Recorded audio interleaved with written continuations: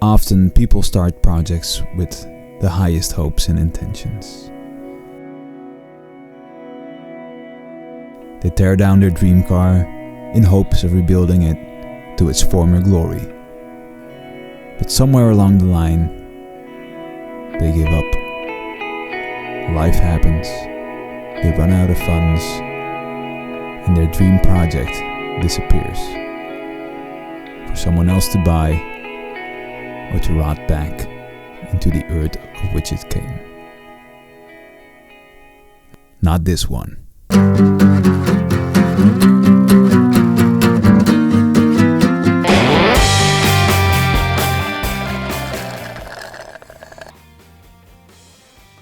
Oh, hi everybody who's still subscribed to this channel for some reason. Why? Why would you still be subscribed? I haven't posted anything for over a year.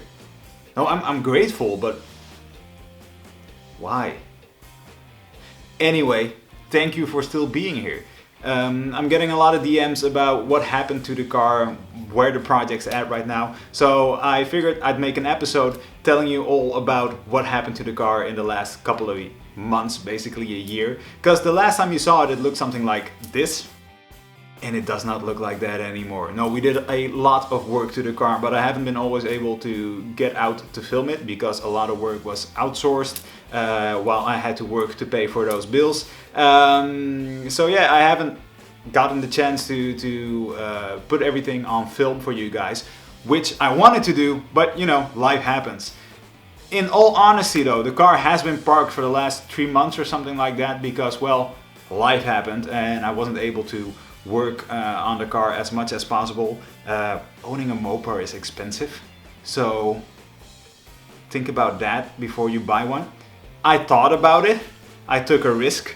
It was a calculated risk, but boy do I suck at math. Like, whew, it's horrible. So as you can see, we're not in a garage, we're home right now. That's why you see my cat in the background.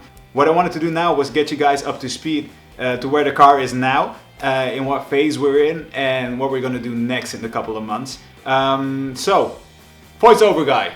Yeah, sitting in an ugly chair, dude. How about we show these people what we did and take them on a trip to memory lane? Well, your cat's bored already, so... Okay. Enjoy. We might as well. Alright guys, bear with me because we're gonna do a lot of talking and we're gonna see a lot of pictures of what happened over the last couple of months. Basically a year of working went into this car. And in your last episode you could see we sandblasted it and it looked something like this. Now remember when I said it was a real solid car in the previous episode? Well, I was right, but also very wrong. You see, the first thing we had to do was replace the trunk floor.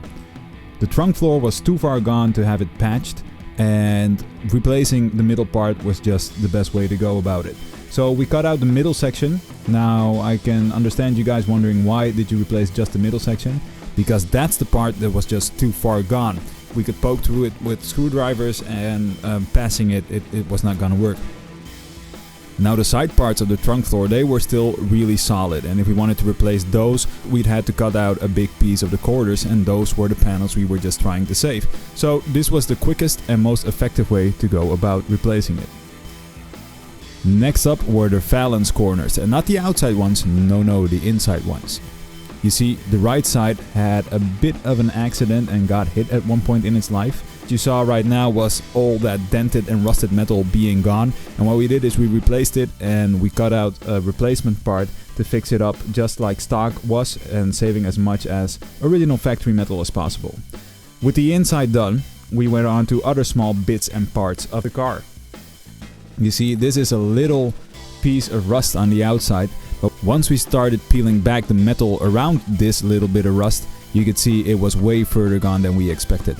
So what we did is we cut out everything that was rusted and we made some patch pieces that fit perfectly. We cleaned the entire area, the surface area and beneath, and we patched it all back together, and nothing to be seen where this rust once was.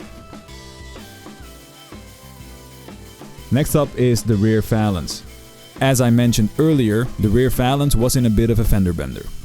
We replaced the inner part and now we had to replace the complete outside of the rear valance. The new valance itself is an AMD panel, and we replaced the right valance corner from an AMD repop one as well. Now of course, being AMD metal, it's the best you can get as far as reproduction goes, but it does not fit perfectly. So what we had to do was multiple pie cuts and make it fit to where the gaps were to our satisfaction. You see, we don't want any Bondo on this car. Well, we want the least amount of Bondo possible on this car. So as you can see, it took some cutting and grinding and some pie cuts and other type of metal Philly magic to, basically make this fit perfectly with the best gaps possible. Now, some of you guys might remember we had a horrible Bondo dented spot on the left quarter panel, and it was just horrible. Someone had dented it and they had hammered it back into shape and they filled it with Bondo and it didn't look very well, and it was just horrible. Luckily enough, the previous owner of the car supplied us with replacement material. It came from another 68, so it's still original metal. What we did next is we taped off the exact section that we needed to replace and we cut it out straight out of the quarter. Once we cut it out, we sandblasted the original replacement piece to see what we had to work with. We tacked it in, and as you can see, you can tell where the replacement panel is, which makes me really happy because I want to preserve as much of original metal on this car as possible. For two reasons. One, new metal costs money, which I don't have. And two, I just like the idea of having it as original as possible, metal-wise. And as I said multiple times, the car was really solid, but we had a lot of work to do anyway, because it had a lot of dents and dings and nasty nicks in it that, well, just take the same amount of work to get it all straightened out. The guys at Old School Speed Shop, they did an amazing job, because every nick and dent that was nasty in corners and hidden spots, they worked their magic. The pictures showed them they really went all out on preserving as much as possible. You can see a nick in some of the pictures. You can see how they dented out everything. And at one point they had to use brute force, but they managed. I mean, they got in special tools and they did an amazing job making it as straight as possible. I'm very glad we went through these lengths, because once again, I just love the idea of having 50-year-old metal and keeping basically the soul of the car intact. So after all that was done, of course, there were some bits and odds and ends that we still had to fix up. You see the metal edge around the trunk where your weather stripping is for your trunk, that had some rust spots. There were some rust spots in the rear window. There were some rust spots in the front windshield where they all meet up, and of course that had to be replaced. I can't go tearing this car this far down and not replace the rust in those little spots. Time consuming, yes, but worth it, because you just want to start with a solid base before you smack on some glorious black paint. Next up is the fun stuff. You see, what we did before was all restoring, but now we're actually gonna improve the car. And improving means stiffening up the frame. What we did, we added subframe connectors.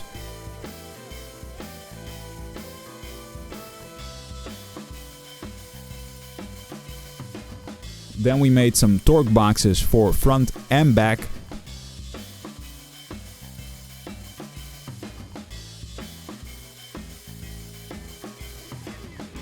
And last but not least, radiator core support strengthening. We stiffened it all up, so I can't wait to see how it improved the drivability once this car starts blasting down these European roads. Next up, we of course stripped everything away, all the undercoating, factory undercoating. We had it epoxy primered, and then we covered everything in this coating that is very solid. It seals it all, and it's also resistant to all the stuff that gets kicked up while driving on the road. Once all that was done, it finally went off to paint. And this was a magical moment, because after months of just working on the car, I have to be honest, letting the guys work on the car at Old School Speed Shop, it was at paint, and this is where the biggest process becomes visible, even though it was the shortest amount of time regarding the entire process in this phase 1. You see, the metal work and that type of stuff, it's so crucial to get that perfect finish, although once you get it to paint, that's where the true transformation comes from. So the guys at Jongetjes Autoschade in Udel, they started out with epoxying the entire car. They sanded that down. They went with another layer of epoxy primer, sanded it down. Then they went with normal primer, sanded it down, and just layers upon layers of making it straight as possible. And they had so many hours of just sanding and sanding. I'm so thankful for Gerrit over there, because the amount of hours that he has in my car, it's amazing. But all the sanding was worth it, because they are true magicians when it comes to painting classic cars. And after all that sanding was done, it was just time to spray the black on. So of course that starts with more sanding, but once that was done, the results, man, they were amazing. The black that they used, it's plain old black. It's jet black, but the mirror finish on that car that they just seem to manage somehow. Like I said, they are magicians. The first time I saw it, man, I was so excited. This was my car. This is how I pictured it. Well, not how it's here, but I've always imagined a black 1968 Dodge Charger, and this is actually mine. After the painting, of course, we had to do the matte black tail panel, because that's iconic and needs to be there. So the guys did that. They executed perfectly. I mean, just look at that shine. Look at the mirror. And a little clip of me looking at it the first time. Alright, so we skipped ahead in time for a couple of months, and the bodywork is done, the paint is done, and the result came out amazing. I mean, just look at it. Just look at it. This is my car.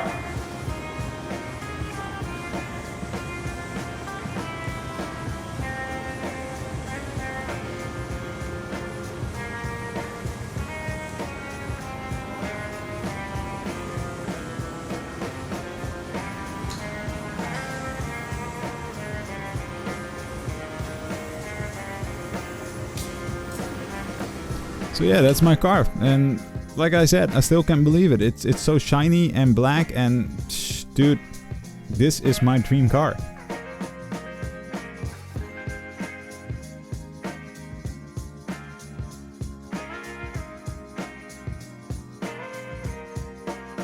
We also rebuilt the rear axle. Here you can see us tearing it apart, and it was just an adventure to do this, guys, because this is the first time for me wrenching on the rear axle, and we took it apart. Turns out it had a sure grip. Turns out it's 323 gearing, and we just sandblasted everything, took it all apart. And the guys at OLDSKOOL SPEEDSHOP, they sandblasted everything. I have to remain honest and give credits where credits due. They rebuilt everything for me. The drum brakes, they're gonna stay on there because, well, budget. In the future I'd like some rear discs, but for now this is gonna do. They rebuilt the entire rear differential with help of Gijs of our Mopower club, because that's our main Dr. Diff. Here you can see me wrenching it in, and it was amazing. It finally had those rear wheels on, the 295s on the black Steelies. It's my dream car coming alive. We also did the front suspension at OLDSKOOL SPEEDSHOP. They beefed up the K-member. We reinforced the welds that are there from the factory, and we reinforced the upper control arms for more stiffness, and that's all gonna help to get it down the road more comfortable. We replaced all the bushings with PE bushings just to get it more stiffness, and we slapped everything on. Now I still need to do the front brake discs, but I ran out of cash, so that's gonna come at a later stage. But for now, it's on his wheels. And that to me concludes phase 1, because this was what I had in mind when the car came in, what we wanted to do in the first year, and we did it. And I'm very happy and proud. Bit scared about all the work that still needs to be done, but just look at it, man. This is my car. And yes, we parked it in December, and that's where it still sits now, because like I said in the intro, life happened. But I'm so excited to get back to work on it. We did a lot of things. We polished the chrome, we're fixing the grill and all that type of stuff. So that's where she sits now, and I can't wait to get back to work on it. So basically that's where we're at with the car. As what I like to call phase 1. That's always been the plan in my mind, to get it painted, get the bodywork done, and get it on its own wheels. Boy, it was a lot of work to get to this stage. It was. And what scares me is we have even so much more work to do to get it down the road eventually. And with so much work, I mean so much more money to spend. So what are we going to do in the next weeks? Because I need to save up for all those big expensive things. We're going to focus on the parts that we can refurbish or restore without breaking the bank. So in the next episodes you're gonna see me mess around with the grill. You're gonna see me and my friends, of course, put on all the trim that we polished and that type of stuff.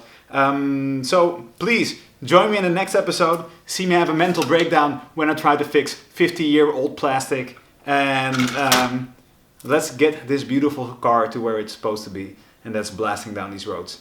Thank you for still being a subscriber. Thank you for watching this episode. If you're not subscribed, please like and subscribe. Let me know what you'd like to see more. And yeah, I hope to make this epic journey with you guys towards finishing this car.